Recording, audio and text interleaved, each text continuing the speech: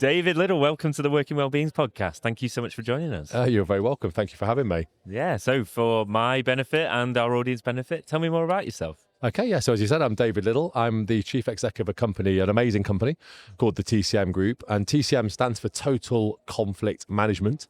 So it gives you a little bit of a clue about what we do or what we used to do, specialised in conflict resolution through mediation and restorative justice.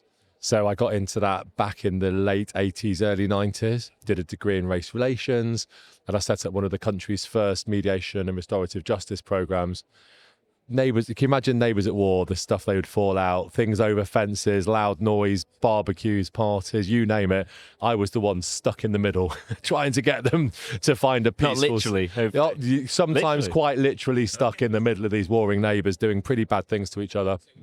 So I learned how to mediate and broker peaceful solutions, in the tough streets of Leicester.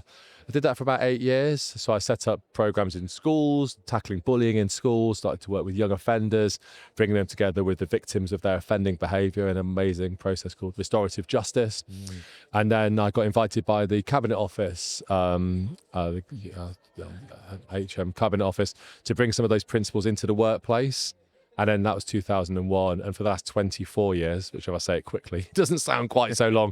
For the last 24 years, I've been working with organisations to promote the principles of restorative practice and mediation and build those into the culture of the organisations, their HR policies, human resources policies, and management systems, as well as providing mediation support for organisations. So it's pretty big business globally. Right. So can you give me some examples of what that looks like specifically within a business? So when does the need arise? Wow, yeah, the need is always there. Conflict is a universal, perennial challenge that many managers, I think some of the statistics I was reading were saying that over 30 to 40% of management time is spent dealing with disagreements in the workplace.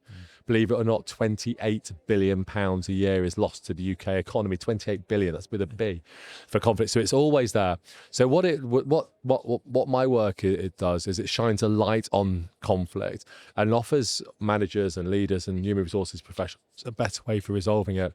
Sometimes what that means is someone like me or one of my team of mediators will go into a dispute once a grievance has been raised or once an issue has been aired, and we will bring the parties together through a process called mediation to bring them together and help them find a satisfactory outcome. And over 90% of cases that go through mediation result in a satisfactory outcome. But tomorrow I'm at Next. We're doing a lot of work with Next, do a lot of work with wonderful organisations. So the great work with Next has been about training their managers and human resources teams to mediate and find solutions without needing someone like me to come in. And within Next, we've gone a step further. We've actually removed the grievance and disciplinary procedures in Next and said, rather than having a grievance and disciplinary procedure, let's put in a resolution framework to help people find a more successful solution rather than going through the acrimonious and adversarial grievance procedures. So within that organisation, like many others, we do work around policies and procedures, management skills, leadership behaviours, as well as parachuting in when the need arises, when there's a unresolved tension or disagreement or quarrel in a team. Got you. So with all these things, it's about how do we move to a more preventative and proactive space, right? Correct. And a lot of that's upstream. I mean, I was doing a talk here at the Health and Wellbeing conference about the important skills that leaders and managers need to be able to spot, to resolve and transform problems. So a lot of it's about equipping them with the skills or the courage, the confidence to address issues early. I mean, so many managers see problems playing out in their teams and engage in what I often call extensive inaction or expensive overreaction. And of course, what we need is action. So a lot of that saying, okay, what can you do as a leader or a manager to spot a problem and just engage in some more constructive dialogue with the parties to help them find a successful outcome. Yeah. So again, specifically, what do you want them to do? Like, I'm a manager. I've got some conflict in my team. Okay. What advice would you give me? Well, I'd say the first thing I'd say to you is congratulations. This is a great opportunity to bring people together to find a constructive remedy. And I mean that genuinely, not in a glib or flippant way, because a lot of time we see conflict as something which is to be avoided and worried or stressed about. I'd actually say there's nothing to be worried or stressed about if we manage it correctly. So what I'd say is go and give everyone involved a jolly good listening to. We often ignore what people are saying. We guess what people are saying. We try and second guess the situation. We may even take sides. So don't take sides. Don't get yourself involved. Depersonalize the situation. Go and listen to what everyone's saying and ask them 3 really very important questions right now. The first question is, how is this making you feel? How do you feel? The F word. We're often scared of asking that feeling. How do you feel? And allow people to talk to us, and don't respond defensively if they're a bit upset or angry. Be ready for them to be, to express some emotions. So be empathetic and connect with them, and don't let that become a barrier. Dealing with the snot and tears, as I like to call it, in a constructive way. The second question is, what do you need to happen to not feel the frustration and the anger and the upset that you've just been describing so vividly to me? So I'm now going to move it as a manager, or you are, because you're dealing with it, to this future focus to need. The third question is the really very, very important question. How can we work together to achieve your needs and my needs, which are convergent, which are aligned? So you need to feel valued. So do I as a manager, so do our colleagues. To have respect in the relationship. Good communication is important to us all. Yeah. So you're now going to build collaboration, and you're going to build a bridge based on needs and interests, rather than so many cases where we build barriers and we build walls. So you're going to connect us. So talk about feelings. What do you need? Then how can we work together? And that can help to resolve even the most impenetrable and intractable of conflicts. And have you seen examples of that over I bet you have over thousands and thousands of times. People are emailing me all the time. We train mediators. It's almost as if it's like fairy dust that we're sprinkling in situations, and people can't believe it. But we get these great sound effects in mediation. The first one is, I didn't realize you felt upset and you're not sleeping very well. The sound is, I get you're another human being, and I'd forgotten that you're another human being. I see that all the time. We depersonalize and dehumanize the situation. In other words, the grunt. I call that the golden grunt. Yeah. I'll give it a go. I'll give it a go. Okay, I don't really want to sit down and talk with you, but I'll give it a go. I hear that all the time. People don't want to go and sit down with the other person they're fighting with. There's a natural instinct to fight or flight, often flight. So we have to work hard to get beyond that. So all the time we see these. So the manager and leader bringing people together with the support of our people professionals, our HR teams, creates this powerful space. So yeah, I mean, I see it every day. I've written books about it. I train mediators. I've got a team of over 100 consultant partners who are out doing this every day, and they're telling me this incredible work. And we've won a big awards, like I said, with Next, who also get bitten by the mediation bug and really start to see the power for their business. Yeah. So does this overlap with the ability for people to have difficult conversations about difficult subjects in the workplace? You know, I'm thinking, I watched a really fascinating talk at a previous event. Am I allowed to talk about other events? Well, I'm at this event, a previous event that I won't name, with a really great speaker. And he was saying, things like, he was using COVID as an example, but more recently he was saying, what about conversations around the Israel-Palestine, conflict out there, and Trump and, all this sort of stuff. And saying that a lot of organizations and individuals just shy away from those conversations in the workplace, but they are human beings. Absolutely. And they are things that some people are dealing with that are having a huge impact on their psychology and their mental health. Absolutely. So we need to have those conversations. But then the question that I asked the question to the panel at the end was, but yes, how? Like, how? What, do you want me to put a Zoom call in for Monday morning where we talk about Israel and Palestine? Yeah. And not sure I got a full answer to that. So have you got a thought on that? I have. So I think the first thing, I mean, I've particularly in the States, gun control, abortion, obviously the political challenges in the States. And I think some US employers, obviously we've seen a spotlight on DEI, are closing these conversations down. I don't feel that's necessarily happened in the UK.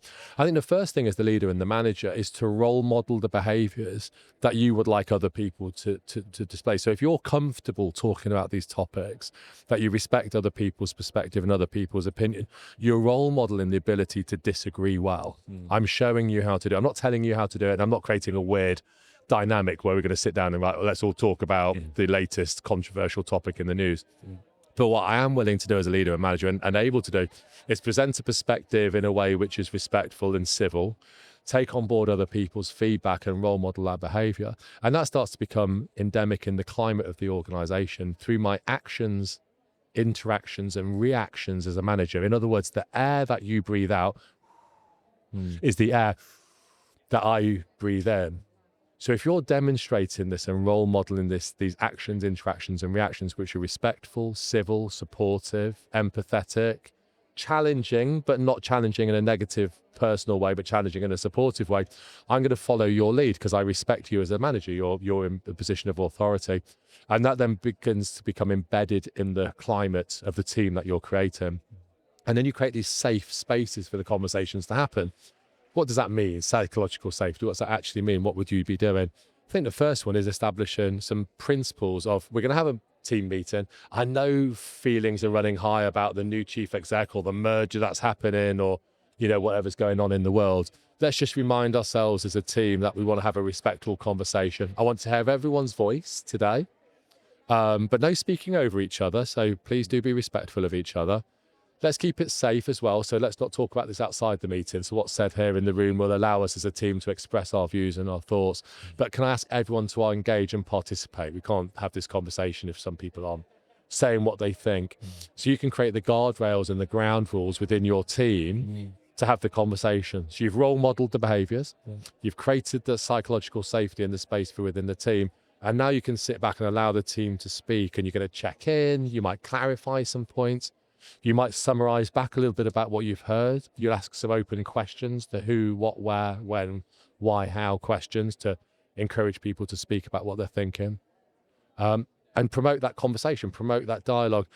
It takes time, but slowly people will feel more comfortable and confident having, I don't call them difficult conversations. They're not difficult, nor are they courageous. They're quality conversations. You're a manager trying to deliver quality to your customers, to your whatever your community is that you're serving. The conversation that you're creating should feed into that. It should be a quality conversation. It shouldn't be difficult. You shouldn't need bags of courage. It just is a BAU, business as usual conversation. It's a quality conversation. I think when we think about it like that, normalize it, it's maybe not something to be quite so fearful of. Sounds good. So what trends are you spotting in this line of work? Have you maybe during today in the event, or more generally? I've seen some really great trends. I think one of the trends I'm really interested in seeing is the evolution of the human resources function. People are not a human resource. They are human beings in the workplace.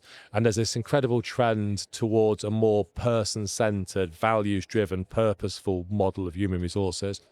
Something I've been talking about and advocating for a great many years, watching human resources transition into this exciting people and culture function, becoming strategically one of the most powerful functions in our organizations. And I think well-being, engagement, and inclusion, the stuff we've been talking about here at the conference, provides a bedrock for the emergence of a new HR function, concerned about creating healthy and happy, harmonious, inclusive, safe workplaces, because it's in those workplaces we can do our best work. And I think I haven't seen a lot around AI, but the big challenge for me in the future of work is going to be the intersection between human beings, the organization, and machines. And I think one of the trends I'm starting to see, and I think it will come through through shows such as this, is thinking about how do we work in that space to create the best from human beings, create a healthy, happy spaces for people to do their best work in that intersection between machines, organizations, and people.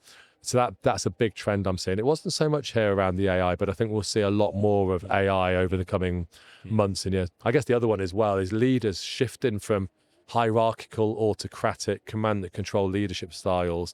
Something I've been talking about for a great many years. I was going to say, please, we've got to have done that by now. No.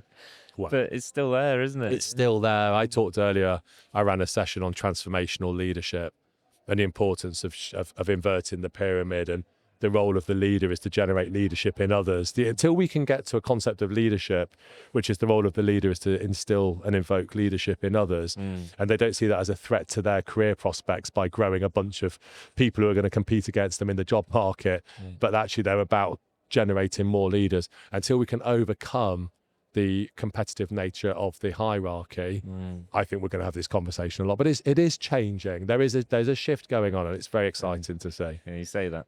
He says it. Yeah, I cannot believe we're still. Look, you talk about autocratic leadership. You've only got to look at certain parts of the world and their presidents that have been elected.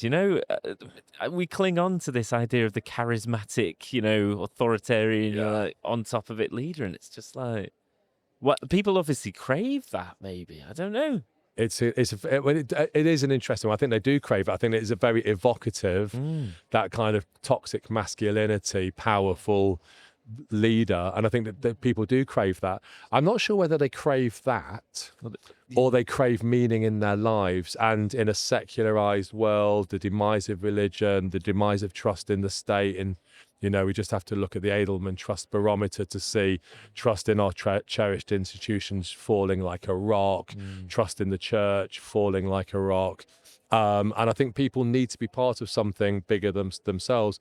So I'm not entirely sure whether what we're seeing in the rise of that machismo, that powerful leader, is about a desire for that model of leadership.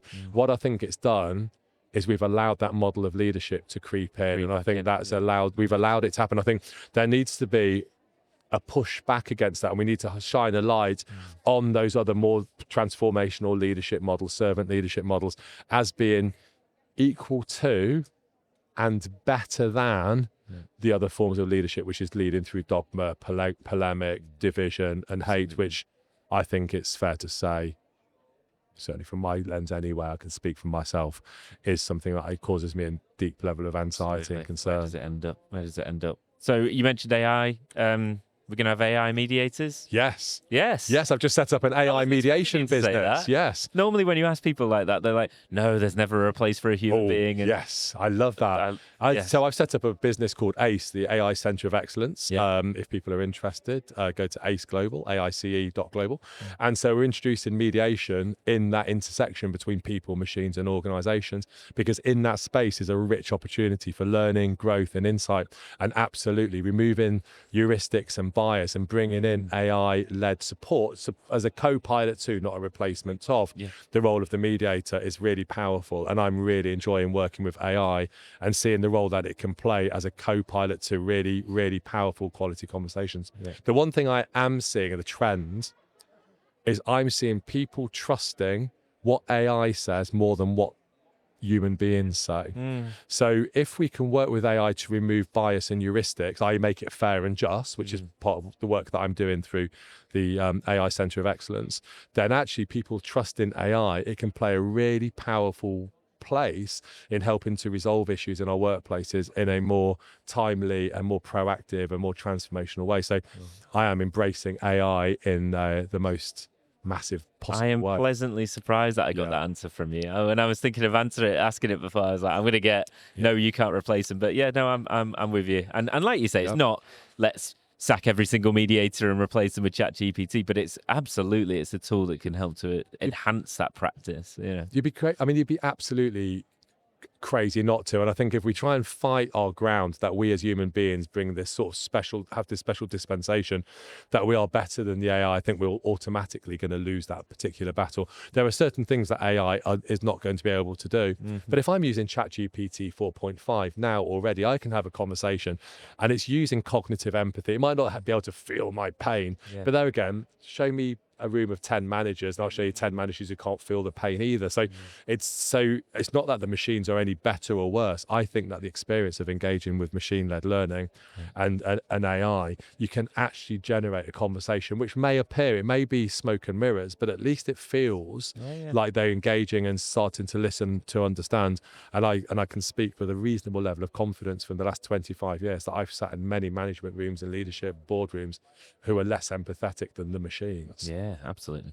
Absolutely, 100%. Yes, that's the challenge. Although I think I need a mediator between me and AI. So I use AI all the time. Yeah. The other day I was getting really angry at it. I was like, no, stop doing that. Do what I ask you to do. And I was like, I would never speak to a human being like this. And I was like, I was mistreating the AI, and I actually did feel a pang of guilt about it. Did you? Okay. What did the AI say? Well, it was, it was very compliant. It was, I'm very sorry that I'm very sorry that I've not got that right. Let me try again. Let me try again. It just wouldn't do it. I couldn't get it to do what I wanted it to do in this particular instance.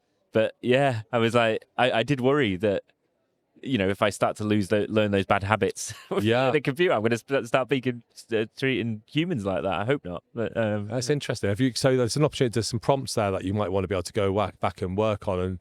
and ask the AI how it would like to work with you to resolve any future disagreements, and how it would like you to behave, and how you can talk about how you would like it to behave. So you can start to create some parameters around conflict resolution through the AI, anticipating that conflict is so as I said earlier, conflict is a good thing. It can generate lots of positive growth and energy.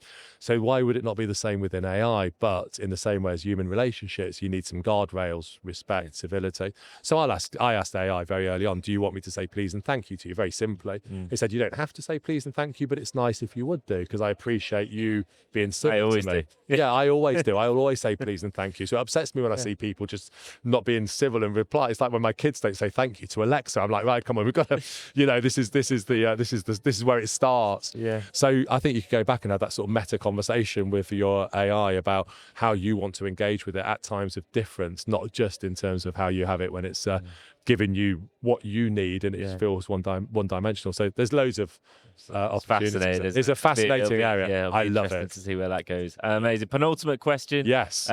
Slightly tongue-in-cheek. You never fall out with anyone, right? Well, you heard the saying, the cobbler's kids have the worst shoes in the village. That definitely applies to myself. So I've got a 15-year-old son, Daniel, who I love to bits, as you would expect, but his communication style is through the power of grunting. Yeah. At the moment, he's doing his GCSE revision, so I don't get an awful lot more than, good. So I'm having to try every trick in the book, but I wouldn't necessarily advocate for some of those, to be honest with you.